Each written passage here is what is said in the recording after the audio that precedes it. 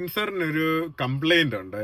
Those people are going to buy it. Keep this issue in your mind. Hello guys, ഞാൻ അങ്ങനെ പിന്നെ വന്നിരിക്കുകയാണ്. അപ്പം ഇന്ന് ഒരു വേറെ ടൈപ്പ് ഒരു വീഡിയോ ആണ്. കാര്യം എനിക്കിതൊരു സംശയമാണ്. ഈ ഒരു പ്രശ്നം നിങ്ങൾക്ക് ആർക്കെങ്കിലും ഉണ്ടെങ്കിൽ ഇത് നിങ്ങൾ അടിയിൽ കമന്റ് ചെയ്തോ എന്നോട് ഡയറക്റ്റ്ലി DM ചെയ്തോ ഇതൊന്ന് പറഞ്ഞാൽ അതിന് റിസൾട്ട് ഉണ്ടാവുകയാണെങ്കിൽ ഞാൻ എൻ്റെ അടുത്ത വീഡിയോയിൽ അത് പറയുന്നതായിരിക്കും. അപ്പം ഇപ്പൊ ഞാൻ ഇരിക്കുന്നത് ഈ വിൻസറിലാണ് ഇരിക്കുന്നത്. അപ്പം വിൻസറിനൊരു കംപ്ലൈന്റ് ഉണ്ട്.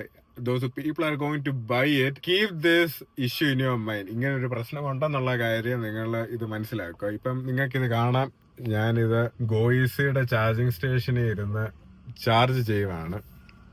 And I'm like sitting inside the car for a reason. ഈ വണ്ടി DC ഫാസ്റ്റ് ചാർജിങ് കാറിന്റെ ഉള്ളിൽ ഇരിക്കാതെ നമ്മൾ പുറത്ത് പോയി കുറച്ച് ദൂരം മാറി പോകാനുള്ള പ്ലാൻ ആണെങ്കിൽ വണ്ടി ഡിസ്കണക്ട് ആകും.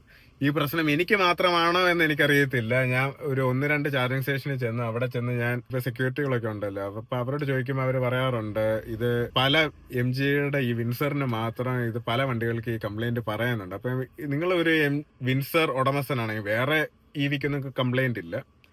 വിൻസറിന് ഈ ഒരു കംപ്ലൈന്റ് ഉണ്ടെങ്കിൽ നിങ്ങൾ ഇത് റിസോൾവ് ചെയ്തിട്ടുണ്ട്, ഇത് എങ്ങനെയാണെന്ന് നിങ്ങൾ കമന്റ് ചെയ്യുക. ഇല്ലാത്തവര് ഇതൊന്ന് മനസ്സിൽ കണ്ടിരിക്കുക. കാരണം ലോങ് ഡ്രൈവ് ഒക്കെ പോകുമ്പോഴത്തേക്കും ഹോട്ടലിൽ കയറി ഒന്ന് കഴിക്കുക എന്ന് പറയുന്നത് അതൊന്നും നടക്കുന്ന കാര്യമില്ല. കാരണം വണ്ടിക്കുള്ളിൽ ഒരാൾ ഇരുന്നാൽ മാത്രമേ വണ്ടി ചാർജ് ആകത്തുള്ളൂ.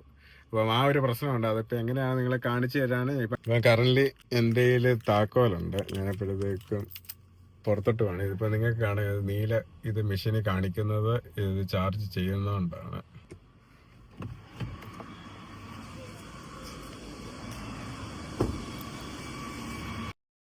ചാർജിങ് ആണ്,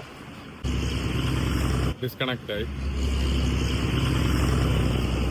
ഇത് കീ പുറത്ത് നിൽക്കുന്നതുകൊണ്ടാണ് ഈ ഒരു കംപ്ലൈന്റ് ഇതിന് വരുന്നത്. ഇത് എങ്ങനെയാലും ആൾക്കാർക്ക് റിസോൾവ് ചെയ്യാൻ അറിയാമെങ്കിൽ ഇത് പറയുക. ഇത് വണ്ടിക്കുള്ളിൽ ഇരുന്നാൽ മാത്രം ഈ സാധനം ചാർജ് ആകത്തുള്ളൂ. അപ്പം അതാണ് ഈ ഒരു വണ്ടിയുടെ കംപ്ലൈന്റ്. അപ്പം ഇത് നിങ്ങൾ എവിടെയെങ്കിലും യാത്ര പോവുകയാണെങ്കിൽ ഏതെങ്കിലും ഹോട്ടലിൽ ചാർജിങ്ങിന് ഇട്ടിട്ട് ഉള്ളിൽ പോയി കഴിക്കാമെന്ന് കരുതല്ല.